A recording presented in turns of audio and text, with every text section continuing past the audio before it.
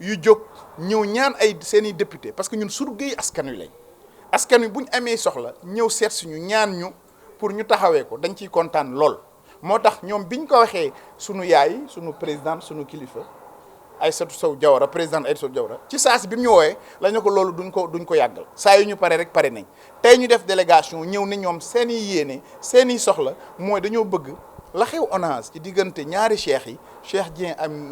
ex DG ak Cheikh Dieye ministre bi ñu leeral ko ndax ñoom kat dañoo bokk ci ñoo xam ne nii moo xam fii la moo xam ña dëkkee Touba ñoo xam dañoo nekk victime ci wàllu ndox mi moo xam assainissement moo xam wàllu inondation ñu bëggoon nag mu leer lii mu yëkkati leen ñu ñëw bi ñu ko waxee ñu déglu leen bi ñu leen di déglu it ñu au commission bi nga xam ne ni ku nekk ci parti bu nekk nga ci coalition bu nekk nga ci ñu déglu leen seen mbébét mooy dañoo bëggoon ñu taxawal commission d'enquête parlementaire pour que ñu leeral li nga xam ne nii moo xew ci ONAS. waaw li ciy topp ma ni nañ ñoom ni ñu ko waxee ñu dégg ko nañ ko xaatim itam buñ paree dinañ def résolution jébbal ko commission bi du ñëpp a teewoon donte ñi teewoon mën nañ waxal ñëpp buñ ci liñ ci mën itam fexe mu yegg ci sunu ay kilifa moo xam assemblée nationale moo xam sax nu ñuy fexe ba mu àgg ci ministre ba mu yëg ko ci wàllu yooyu ndax kat fekk na ñoom ba ñuy ñëw kenn ci ñun ñii defoon benn demande commission d'enquête parlementaire ba jébbal ko ki nga xam ne nii mooy président assemblée nationale ñuy xaar nag pour muy leer rek di wax ni noonu mu amee commission d'enquête parlementaire ma koy biral tam dégg naa su ma mag Thierno Alassane Sall moom itam ci wàllu wi nee na dana àgg ci yoon pour que ñu leeral mbir mi ni ko nay leer di ko laajee ñaari kon xeet député jóg nañ ci ñaari yoon yu bokkul ngir bëgg mu leer kon mel na ni ñoom li ñu wax dugg na ci nopp yi seen i surga muy député yi ñu doon waaye itam dugg na ci nopp ñi nga xam ne ni ñooy askan wi ndax yéen ca seen i plateau li ci ëpp ci waxtaani guddi yi ñu toll question yi ñëw la ci au niveau de la presse ñëw ci réseaux sociaux yi kon jàpp naa ne lu ñor askan wi la te jàpp naa ne lu ñor askan bi ñi askan wi dénk seen alal dénk leen seen réew war nañ cee taxaw ba andi ci ay gindiku yu leer ci bopp ñëpp. waaw xam nga du sama commission d'enquête parlementaire dama bind pour ñu ubbi dëgg la bi ma koy def laajuma sama parti laajuma sama coalition laajuma kenn ku dul jàpp ni waroon naa ko def lu dul ñaar ñi nga xam ni mooy assistant parlementaire laa ci liggéey ñëw déposé ko li ma mën nag ak sama doole fi mu yem mooy def ñaan ñu ubbi l'enquête ci wàllu woowee jibbal ko assemblée bureau assemblée nag moom mooy natt dayo ji yilla ji pour mën a xam maqaamay loolu fu mu war a mën a àgg ba mën cee jël dogal yi ci war fii ak boobu li ñuy def rek mooy gindi wax du tey itam nag danañ continuer di wax moo xam ci presse bi di bind par mu leer boobu ak léegi ñu ngi gëstu pour am ay preuve ndax itam ñàkk li xew te mu bees ci mbir mii mooy ni ñaar ñu bokk benn camp la bu njëkk ki wujj ñaari wujj ñoo daan jiiñante tey nag ñaar ñu bokk ci nguur gi ñoo jiiñante te comme li ñu yor moomuñ ko ñoo ko moom ñu bëgg mu leer duñ ci xuloo duñ ci xeex nañ bëgg mu leer rek ci kaw jàmm ci kaw dal bu ko jaree sax. Assemblée nationale comme ni ko honorable député Moussa Diakhaté waxee ñoom ñu ngi tudd ndawal réew mi ñu jàpp ni nag soo amee sa soxla sa ndaw nga koy sant mbir am ci réew mi concerné ONAS ñaari cheikh tubalante ko te bokk fa ñu nekk ñu jàpp ni ki tuumaal du n'importe qui bay wax lu mu xamul te xam gravité yi ki ñu tuumaal tamit du n'importe qui ñuy xaar leeraange mais ba tey leeru parce que on assiste plutôt à une guerre de communication et de communication dans la mesure où ñun dañoo tànn ay ndaw tudd leen député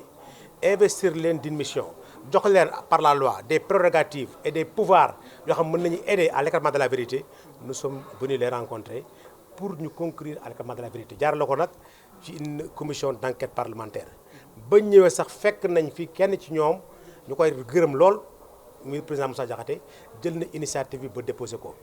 rafetlu nañu également ni ñu ci fekk nit ñi dalale ndax fekk nañ fi ay députés yu bokk ci opposition bi fekk nañ fi ay députés yu bokk ci présidentielle fekk nañ ci aussi ñuy tudde ay non inscrits waaye ñoom ñëpp mel na ni ànd nañu ni ci effectivement nañu fexe ba mbir mi leer am na nag yoo xam ne partagé nañu ko ak ñun liñ ñu laaj ci ñun te ñu yore ko dinañ ko jëbbal ci ñoom ñoom it dinañ xaar ñoom taxaw am ci ñoom yaakaar loolu nag ndax dañoo wootee rupture Sénégal tey am possibilité li ñuy wax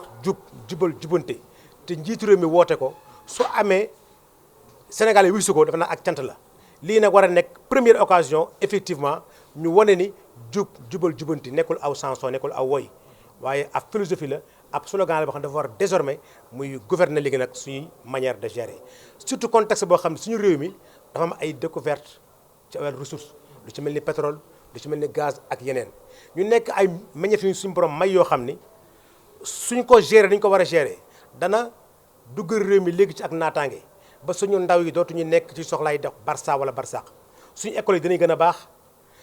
suñu université yi gën a baax suñu hôpitaux yi gën a baax amaana sax ñu mën a renforcer suñu sécurité bi ba mën a faire face à l'insécurité galopante surtout dans la banlieue. waaw loolu de dina ma jaaxal parce que boo xoolee ñi bokk initiative tey sax délégation bi daf ko wane d'ailleurs defe naa bu ñu doon xool sax tey ñi bokk parti pouvoir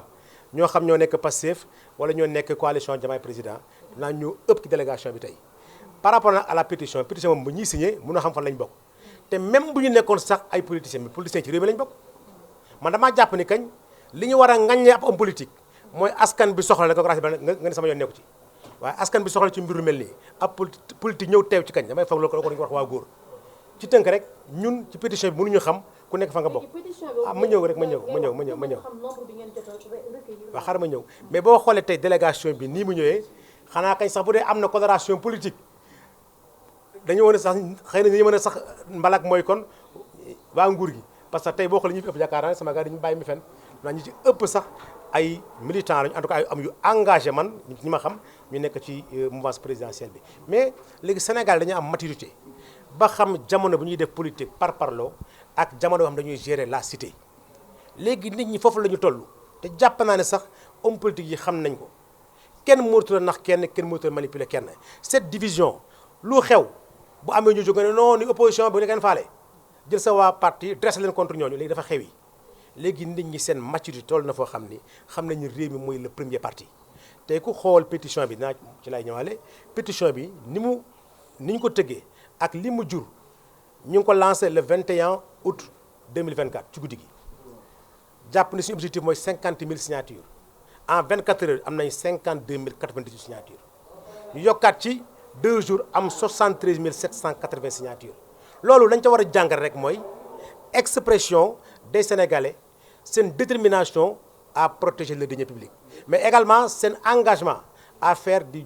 jubal jubanti non pas une chanson mais un slogan une philosophie. waaw non loolu lii leer ci ñun mooy leer ci benn Sénégalais xam nga ba ay tuuma jugee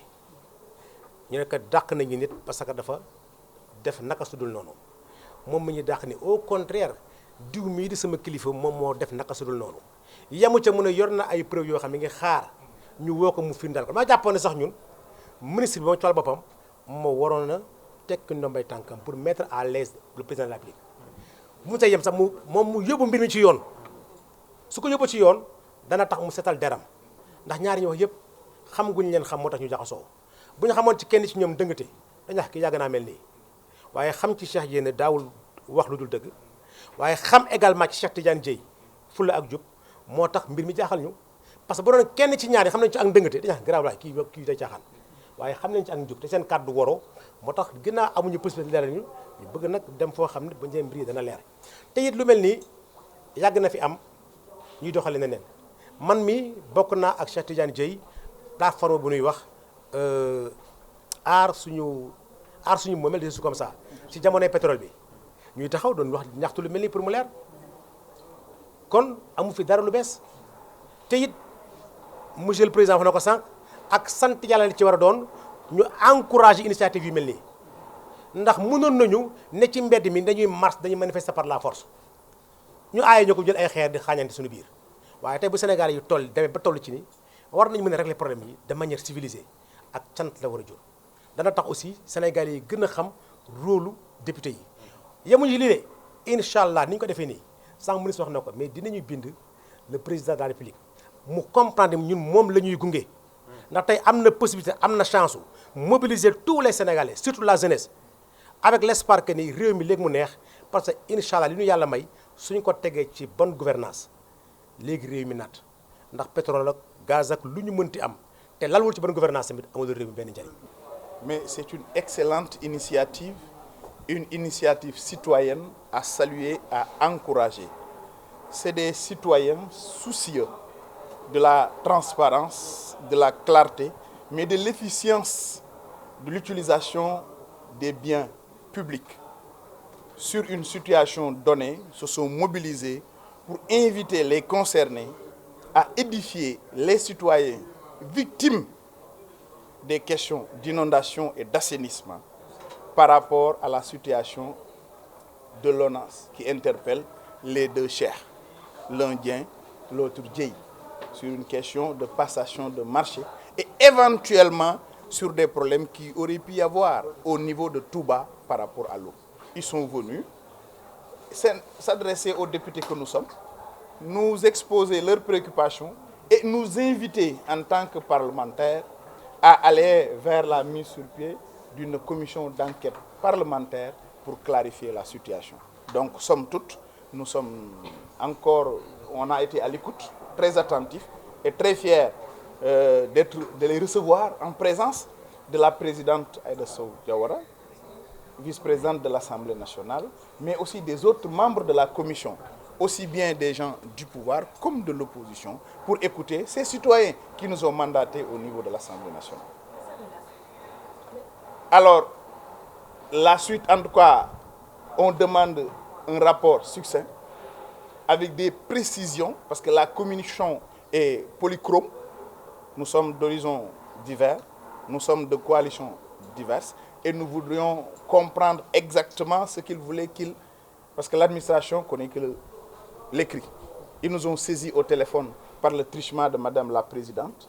et illico, nous avons accepté de les recevoir pour les écouter. Nous avons compris leurs préoccupations. Dieu a fait qu'un des nôtres avait déjà préparé une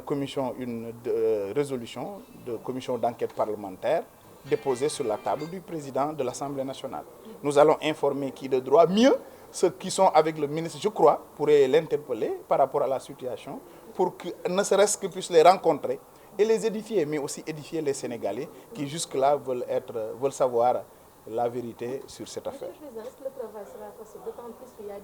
y a d'autres enquêtes qui ont précédé celle-ci comment? Alors, mon rôle en tant que président de commission était de les recevoir. Mon rôle en tant que député était d'initier une demande d'enquête parlementaire. Pour le reste, adressez-vous au bureau de l'Assemblée qui certainement vous donnera les réponses qu'il faut. De toute façon, nous avons fait ce que nous devons faire et je les ai encouragés à continuer le combat citoyen, à se rapprocher même du ministre pour que lui-même puisse leur apporter les clarifications. Est-ce que la demande est déjà sur la table du président de l'Assemblée nationale? Depuis